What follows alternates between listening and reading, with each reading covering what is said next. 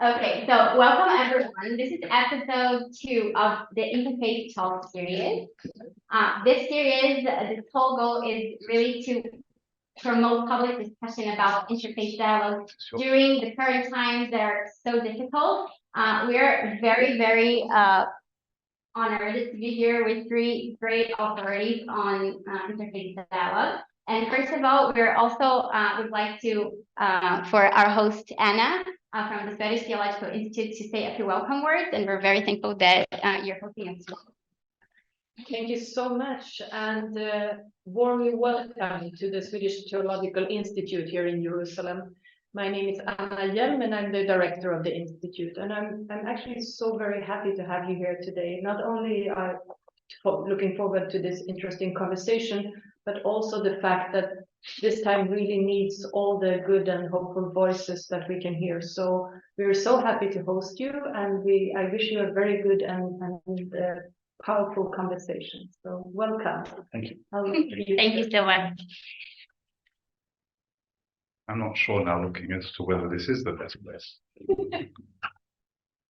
Okay, so we can finally start our episode. So we actually had a lot of demand of people emailing us after the last episode, asking that would be very important to hear the voices of religious leaders, what they have to say about, how can we even continue interfaith dialogue in times when everyone here is going through so much pain. Everyone here has multiple feelings of anger and sadness and suffering. And at the same time, we need, I think as also religious people, but in general, as people who live in this land, to attach ourselves to hope. So I think a lot of times people turn to religious leaders for hope and try to understand how can we keep hope in our current times. So I would like to introduce our speakers, first of all. Just a second. I just let the go there. Give everyone an introduction. This is live TV, so with all the additions cut off. So please bear with me. So on right in front of me, we have Rabbi Rosen. He was the American Jewish Committee's Jerusalem-based International Director of Interreligious Affairs for more than 20 years. He took leave from that position this year to serve as Special Interfaith Advisor to the Abrahamic Family House in Abu Dhabi. He is a member of the Chief Rabbinate of Israel's Commission for Interreligious Relations and International President of the World Interfaith Body Religions for Peace, and Honorary President and Past President of the Interfaith International Council of Christians and Jews. He served as Senior Rabbi of the largest Orthodox congregation in South Africa and Chief Rabbi of Ireland. He headed many different organizations and serves on the boards of several organizations and interfaith bodies. He's the recipient of numerous awards and honors, and he was made a knight by the Order of St. Gregory the Great by the Pope, and a commander of the Order of the British Empire by Queen Elizabeth II. Thank you for being with us, Rabbi Rosen. How are you today? Pleasure. Thank you. Nice to be here. Okay, so we'd like to start with the question, just for us to get into the topic of how we as religious people also use our religious background or understand our religious background and connect to interfaith dialogue. So what would you say are some of the sources from your own tradition that motivate you to engage in interfaith dialogue? I would say the most important principle, the fundamental principle, is that which is taught at the very beginning of Genesis, at the beginning of the Torah, that every human being is created in the divine image. And this is also the famous discussion between Rabbi Akiva and Ben Azai. This is not a disagreement between them when Ben Akiva says you shall love your neighbor as yourself, and Ben Azai says the fact that the human being is created in the divine image is more important. Because what Ben Azai is clearly indicating is not that the value of the love your neighbor as yourself is in any way less, but that we've got to be very careful how we use that. You can say, so-and-so is my neighbor, and so-and-so is not. And of course, Christianity teaches precisely the danger of doing that as well. Therefore, the importance of emphasizing that every human being is a manifestation of the divine is the foundational basis of moral conduct and of behavior and the way we relate to one another, to such an extent that on this discussion, Rabbi Tanhuma, a later rabbi, comes along and says, if you say, because I was rejected, so let my fellow be rejected, know who it is whom you reject, because in the image of God he made a human being. In other words, any act of disrespect towards another human being is an act of disrespect towards God. And we need to be able to encounter every human being we meet and with an awareness that we are encountering the divine. In other words, obviously, not that every human being is to be worshipped, but that every human being is a manifestation of the divine presence. That, I would say, is the first principle. Second principle is also one that all religions share, is that peace is the name of God. And Judaism teaches that there is no value that's more important to pursue than the value of peace, because it is said of nothing else in the Torah, Bakesh Shalom Urotveinu, that you must both seek it and pursue it. Our sages say seek it in one place, pursue it in another. In other words, peace is really a verb, not a noun. It's a continuous effort that we have to pursue, and we must never give up, not even in the darkest of times. And as you said correctly, hope is at the very foundation of our religions. If we do not have hope, then we are not sustainable. And that hope is ultimately in a triumph of good over evil. Always, even in the darkest times, good will triumph over, and there will be a morning after that, the night. Thank you. I think it's very interesting, the first verse that you brought, that every human is made in the image of God, because I think often we hear, perhaps as Jews, that Judaism is a very particularistic religion. It applies to a specific people, and how does these people relate to people who are different from them? And that we see there's still plenty of sources that we can see of how we can relate to our fellow humans in a very humanistic way. I would say there are more universalistic sources than there are particularistic ones. Yes, thank you very much. So I'd like to introduce our second speaker, Bishop Sani Ibrahim Azar. Thank you for being with us. Bishop Azar was born in Lebanon into a Palestinian family. He is the fourth and current Palestinian bishop of the Evangelical Lutheran Church in Jordan and the Holy Land. Currently, he's serving on the board of the Near East School of Theology, the board of the Bethany Beyond the Jordan Baptismal Site, and is the president of the Lutheran Ecclesiastical Court. He also serves on the Department of Services to Palestinian Refugees, a division of the Middle East Council of Churches, and the Housing Committee of the Augusta Victoria Hospital Lutheran World Federation Board. He's also a board member of the Jerusalem Society of Berlin Mission and the vice president of the Evangelical Lutheran German School of Talitha Kumi in Beit Jala, with an early childhood inspiration for the service in the church, also coming from his two aunts, who were among the first Palestinian deaconesses in Lutheran Church in Palestine. One of Bishop Azar's daughters, Sali Azar, became the first female Palestinian pastor in the Holy Land this year, right? So congratulations. Thank you. I would like to ask you the same question. What are the sources from your own religion that motivate you, that you think that are very relevant for your involvement with interfaith dialogue? Yes, thank you very much. Thank you also for your words. And I think what you said, it is also in our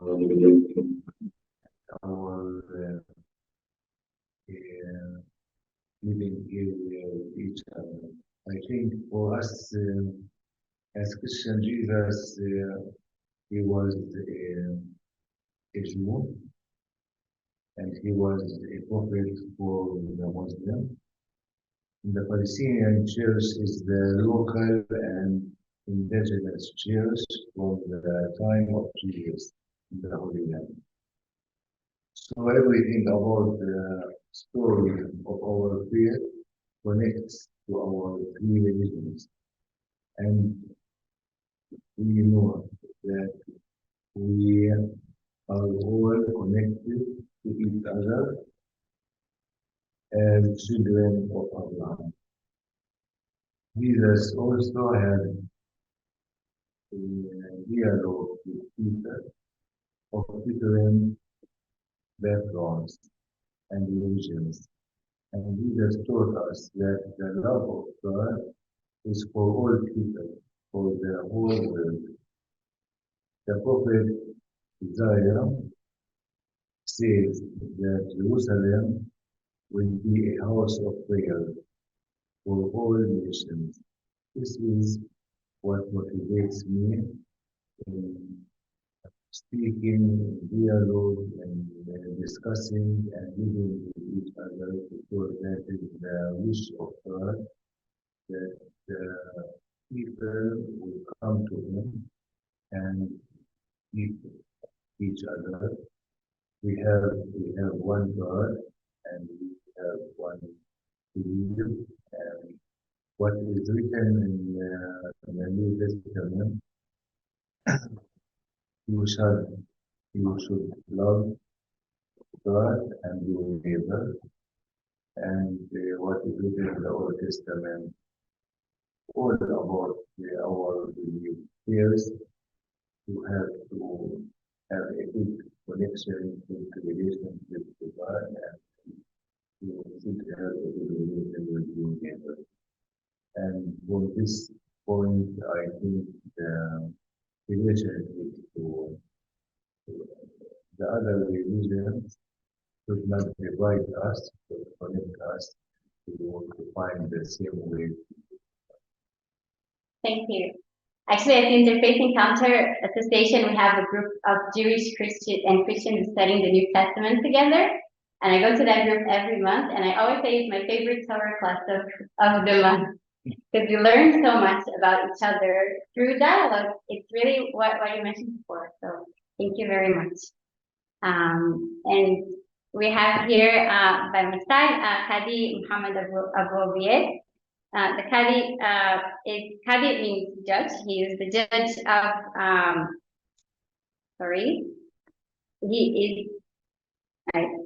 he's the judge of Bakr one of Israeli Sharia courts. Previously he served as Qadi in Nazareth. I'm sorry, I think this is not correct. You're judge of the high court, right? Yes. Forgive me. Judge of the high court. It's good that we know each other at least, and I know that information as well. The judge of the high Sharia court in Israel. You were previously judge, so this is not updated enough, of Bakr and Nazareth. Qadi Abu Ubaid was the senior Muslim representative who greeted Pope Benedict XVI when he visited Nazareth in 2009.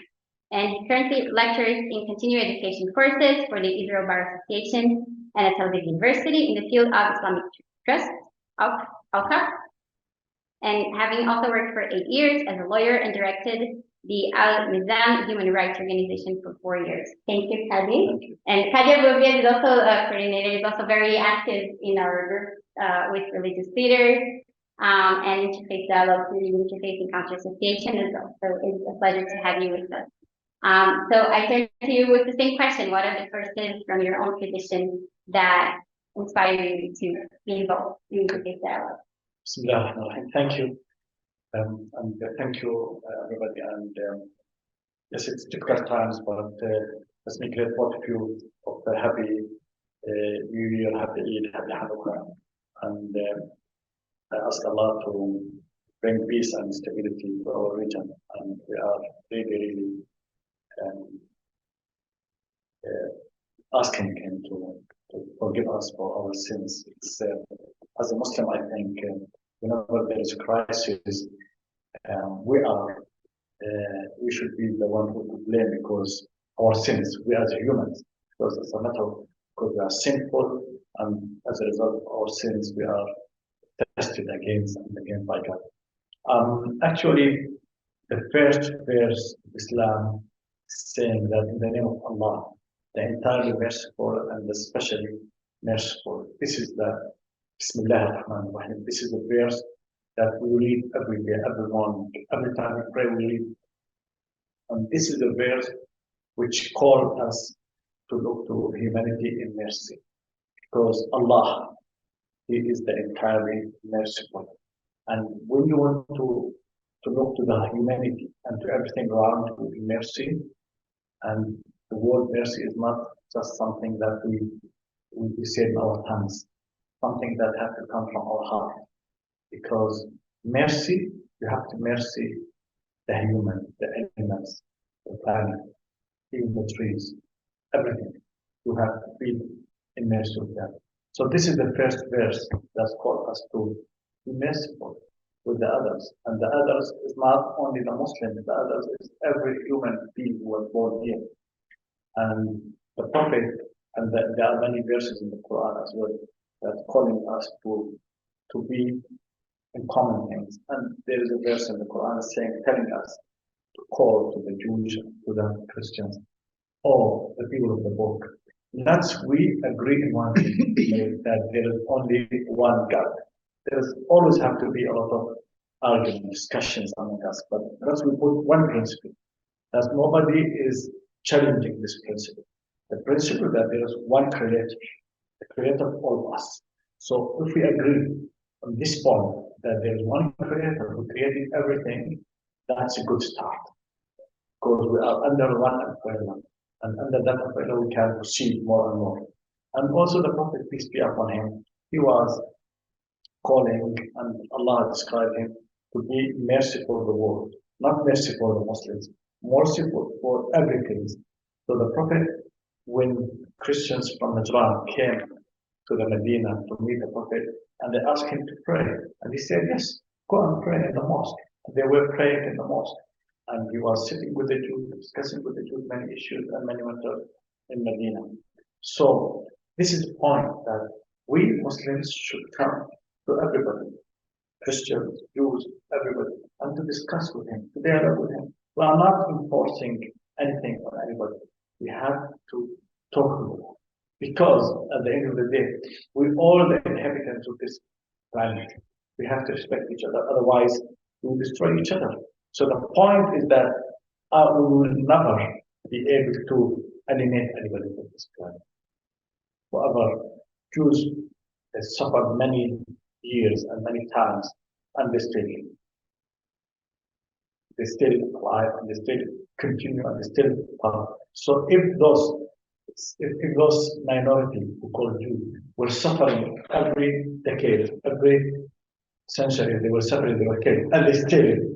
That means that you will not be able to destroy any community in the world. So you have to keep discussing. So this is the point. The point is, and as I mentioned before, the point is that when we are living in the same planet as inhabitants of this planet, we are like a family. There is a wife and a husband, and if they will keep discussing and keep working together, the family will go up and will proceed in good manners. But if they will quarrel, at the end of the day, they have to do the same one. So while we are fighting each other, when we know that at the end of the day, we'll stay and do the same one. So the point is that we have Muslim, Christian, Jews, and others. We have also to settle all those issues, peace and harmony, and to understand each other. Allah has given us 1 time, 2 years to speak less and to hear more.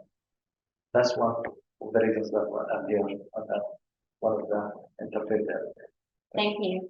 Your point about mercy really connects, I think, to Rabbi Rosen. I think if we see everyone, the divine image of how everyone was created by the one God, then it's very easy. It's easier to feel compassion and to feel mercy for people who are around us.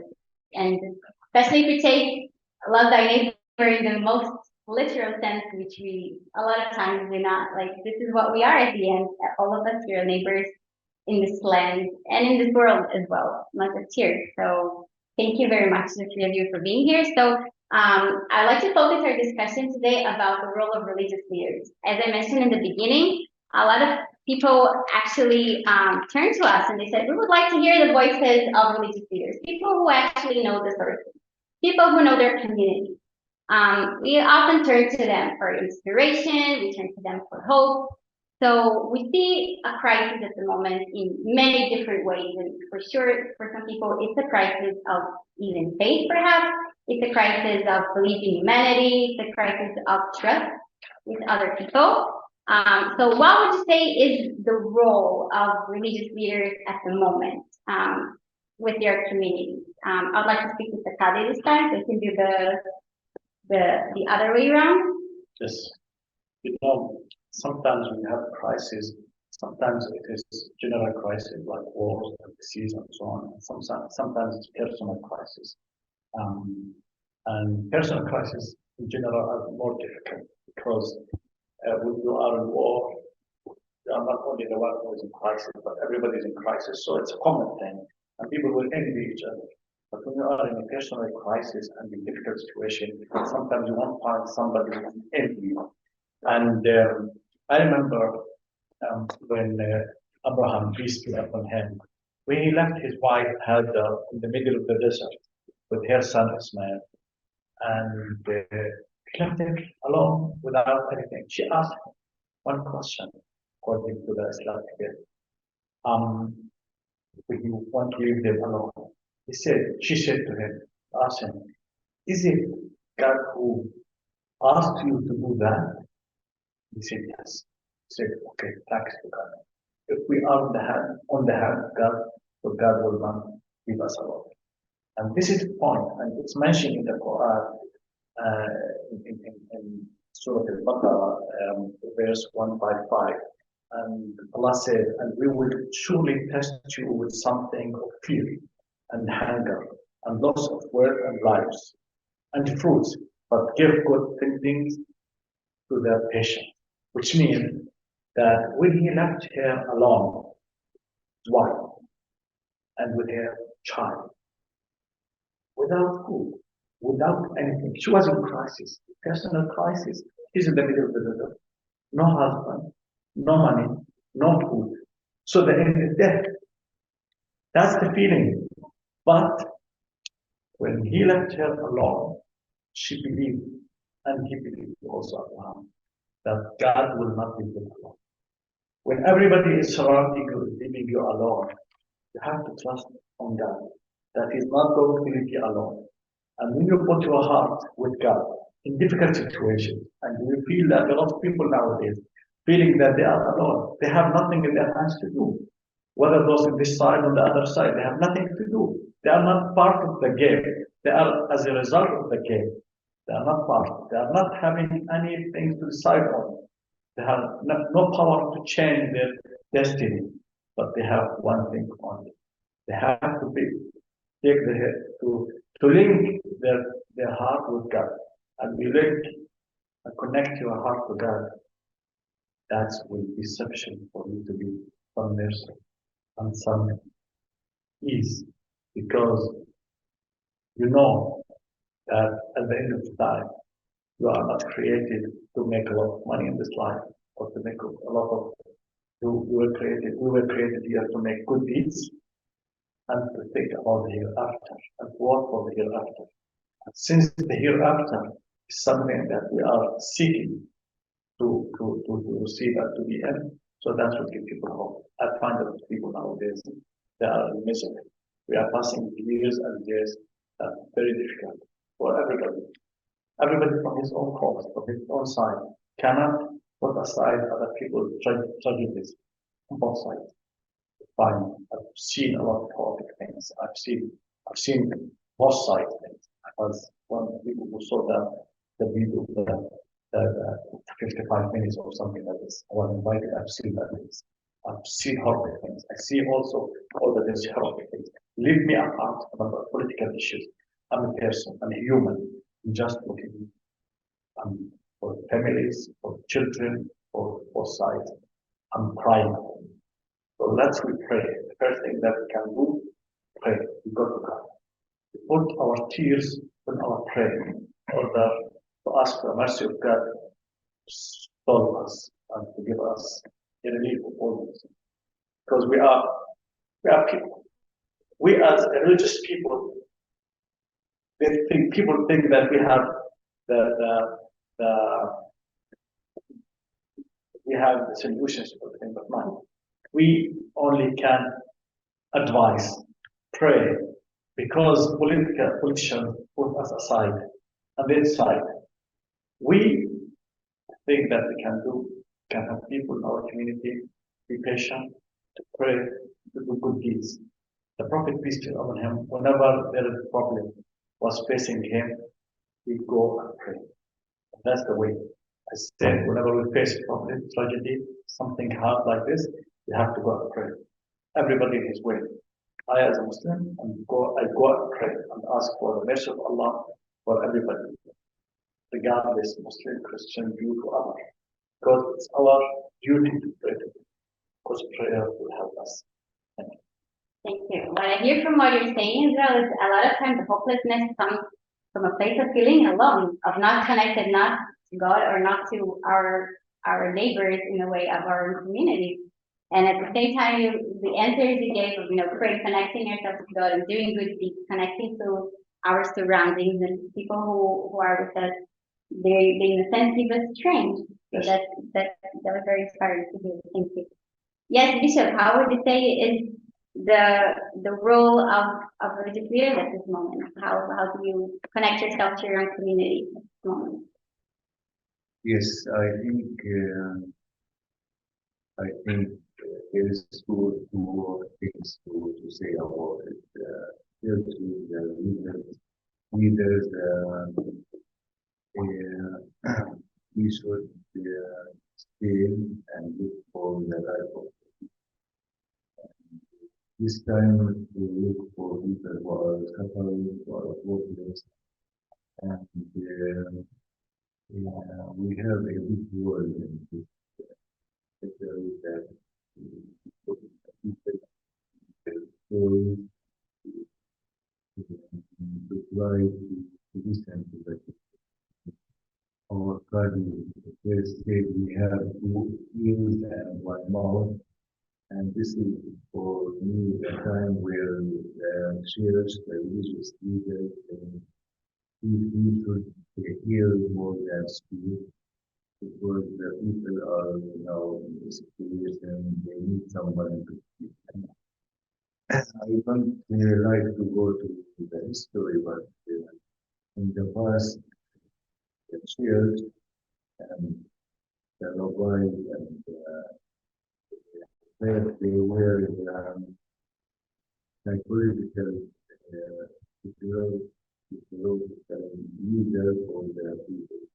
If I have a problem, I go to the priest, Rabbi, Qadi, and I speak with him. And that gives me the feeling that I am relaxed. And now we see that in our society, we are studying psychology, and we are sitting, and many people are not going to the priest, they are going to psychology. Why? Because they need somebody to speak with and somebody to listen to. And then we need to spend more time with the people here. We have stories, suffering, and also we can solve the problem, but we can be people who can listen and who can advise how can they without more problems to come. And for us in the Bible, it says, where you will be afraid. You will have problems about our religion. I am who is stronger than the wheels in school. And our hope still remains that God controlling our life, God is controlling our future, but we also find a solution for everyone. And there is future to live with each other and not forget each other. And the love is a very important communication with each other. And now we are living in, we say, a war. What is a war? War, somebody is killing the other, because God created us all. We don't have mobile to even to give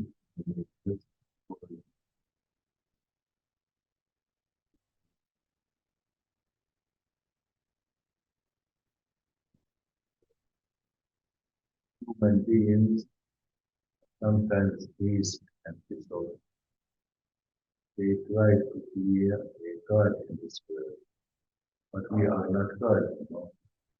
We can't play the role of God if we don't have that.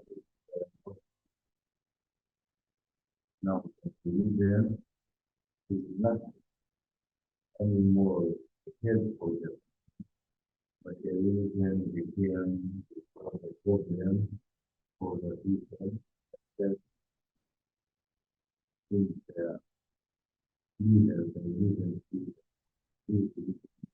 think once again about our God created us in spite of him.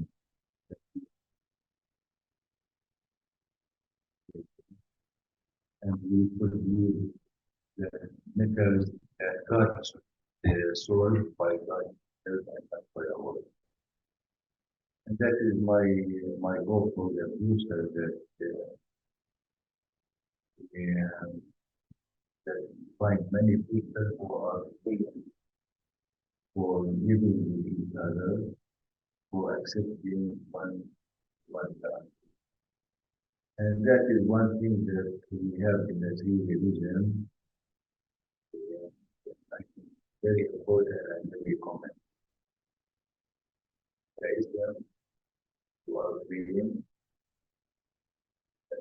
sons, daughters, we in Christianity are reading, and Islam who are paying more than us who are paying five times a day. Well, I don't know how we will succeed. You know, plus 50 times, otherwise Moses has asked the prophet to go back and ask him to shorten that. Yeah, Allah gave us 50 times. Yeah. Prophet accepted that. Yeah. And Moses asked him, go back, they can't do that. I think when the three of us, three religions, play with each other to the one God, I believe in miracles and miracles can happen very soon. Thank you. Your insight on the silence, I think it's something that people perhaps don't expect from our religious leaders because we're used to hearing, religious leaders giving sermons, and we actually turn to them and we want to hear them, and at the same time to have religious leaders who are capable of just listening, and the power of silence is really something that I don't think many people here expected that answer from the people who are listening to us. So thank you very much for this very unexpected insight. Rabbi Rosen, what would you say is the role of religious leaders at our time? Well, I'm not sure that I have the authority to say what the role should be, but I would turn to our great prophets, the Hebrew prophets, for their guidance, or look to them as the role model. And you see within the writings of the prophets, they perform two specific functions. One function has already been referred to by Qadi Mohamed and by Bishop Ibrahim. The role is critical role of the prophet is to provide comfort, to provide balm at the time of pain, and to give hope at the time of hopelessness, to sustain the people, especially when they are in exile, when they therefore feel bereft and feel without support and strength to offer them that particular resource. And I think, especially if we think about the time that we're in now, all communities feel deeply traumatized in different ways.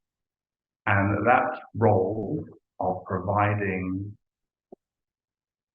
hope and faith and the possibility of a future that will be brighter than the present is a critical role of religious leadership. And it's the natural role of each particular community. But you also see within the prophets the role of challenging the community. And the role of the prophet is also to question a community's tendency to be self-satisfied and even to be self-righteous. Now, that is obviously the thing to do when the community is powerful and self-sufficient. But we are in a situation here, and it's really important, I think, for anybody looking at the conflict here to understand that we are in a situation here where everybody feels they're the victim. Everybody feels that their suffering is caused by the other. And we just see ourselves in different paradigms. Now, the role of the religious leader can't be, shouldn't be even to be able to tell the people that you are not suffering. On the contrary, as I said, it's to be able to offer that some sense of hope and support. But it should be to help people understand when they are not the only ones suffering. And it should be, above all, a role to ensure that that suffering is not used as a weapon to deny the dignity of others, or to claim that only we have pain and that only we are suffering. It certainly must not be used as a tool to demonize others in a generalization. Where evil is done, evil must be condemned. But to take from evil and generalize it out of the whole community should be abhorrent. It should be against those fundamental values that affirm the dignity of every human being. Therefore, we have to see our best, and it's a responsibility for religious leaders to do their utmost to ensure that not only do we not lose our humanity, but that we also do not dehumanize the other. Thank you. It actually takes me a step further to our next question, which is, we talked about challenging the community in a way of helping them see perhaps the suffering of others that are also suffering at the same time. And then I think many people are asking it today, like, how do we do that? It's so difficult. I think we live in a crisis, talk about different crises, also a crisis of empathy, perhaps, of being able to identify with the suffering of others. And I think we all hear from within our communities many voices that tell us not to talk to the other. And again, not getting into the political aspect of it, but how can you keep in touch with them? How can you continue doing dialogue? So perhaps as leaders of different communities, how can we mediate perhaps this interfaith experience to the community, to the people, or how do we engage these people who are who have divergent views, who think that dialogue is not worth it, or perhaps they do think it's the right thing, but they don't see why do this right now. They don't have hope that this will work, if we can say so. So Rabbi Rosen, if you were speaking about challenging the communities, how do you think today we can keep doing it? How do we engage these views? It's a very important and very difficult question, and I don't have any simple answer. I do think the things that we've heard from my colleagues here are really very important. We have to listen. And indeed, the prophet Amos says, and the wise battery fully charged. How's that charger? Well, that would be a nice if we could all just recharge our batteries. That would be amazing. Really fun. That's something we have to hope for and have to work towards. But there is an understandable tendency, maybe even a need, not to be the purveyor of empty phrases and slogans at a time when people are suffering. And therefore, very often there is, just as our Scripture teaches us there is a time for things. There are times when it's more appropriate to do one thing and times it's appropriate to do another. When we are taught that even when your enemy falls, you should not rejoice. That is also a very difficult thing to be able to embrace, but it's therefore responsibility of religious teachers and leaders to be able to convey that. I think the most important thing to do under these circumstances is to do exactly what you're doing. Bringing us together, and for us coming together, is to humanize one another. It is to be able to present the other as an ally, as a friend, as a collaborator, as a supporter, as one who is part and parcel of the fabric and the geography and topography of this land as well. The more we can humanize one another, the more we can present the face of the other, the more we can overcome the negative prejudice and bigotry.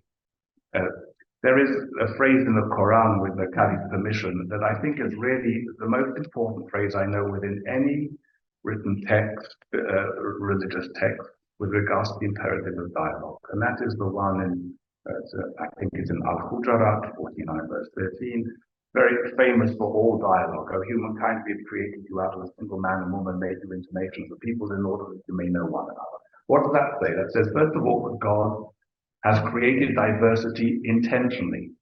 Diversity is part of the glory of God's creation and something we need to appreciate, not to be able to make us, as indeed my colleagues have said, into some kind of monochromatic phenomenon, but to appreciate that difference.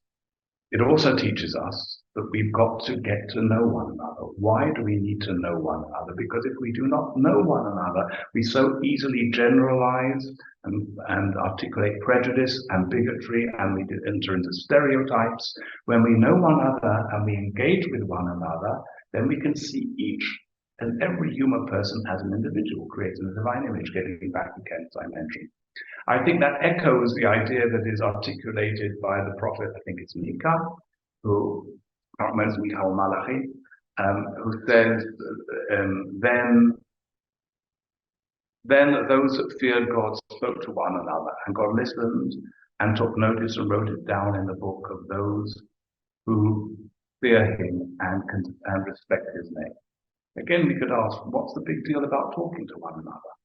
The answer is that when you talk to one another, when you look into one another's eyes, you humanize one another, and you avoid the danger that is the danger to you of generalization and stigmatization of the other. It's not just a danger to the other, it's a danger to you.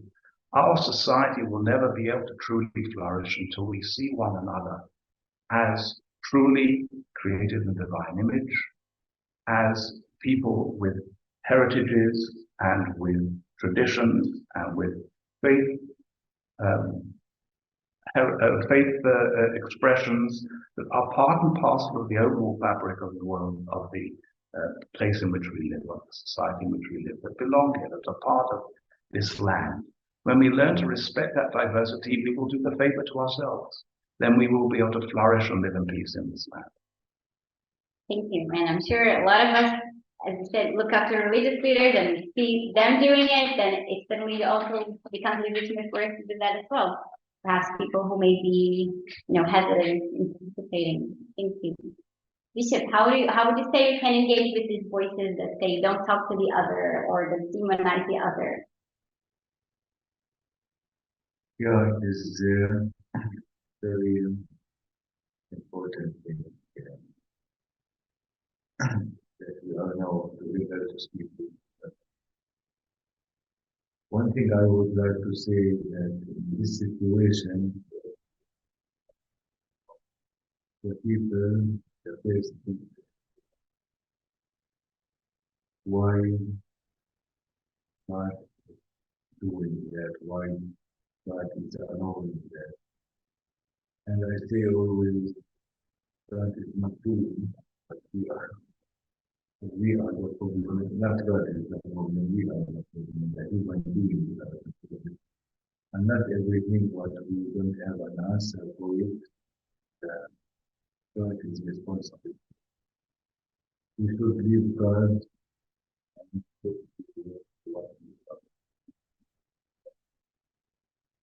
For my life, I grew up in Rosen, quite a lot responsible. Here, for second and one thing, children, and Christian, and we grew up together, spoke with our kids, punished with each other, and we grew up, and if you ask me when I can't say what we go with each other, but it's now to be with each other, to know each other, the hope, the future will be people to know the others, to know the others. Also, the last century it was in the school, missionary school in Jerusalem, Muslim, Christian, and Jews for each other. From the story of the church, I was once in Germany, and they have a gathering of the students here who, one of them, his name was Schneider, The other was, and then I asked, who is Schneider? Yeah, our brother. And who is Jamal? Yeah, our brother. And I discovered that Schneider was Muslim, Jamal was Muslim, and they were there speaking with each other. We have fun to meet with each other. They said, because we have a part of our life, and that is why what we actually have shared in our book was should be, to have the community, people can see it in the home,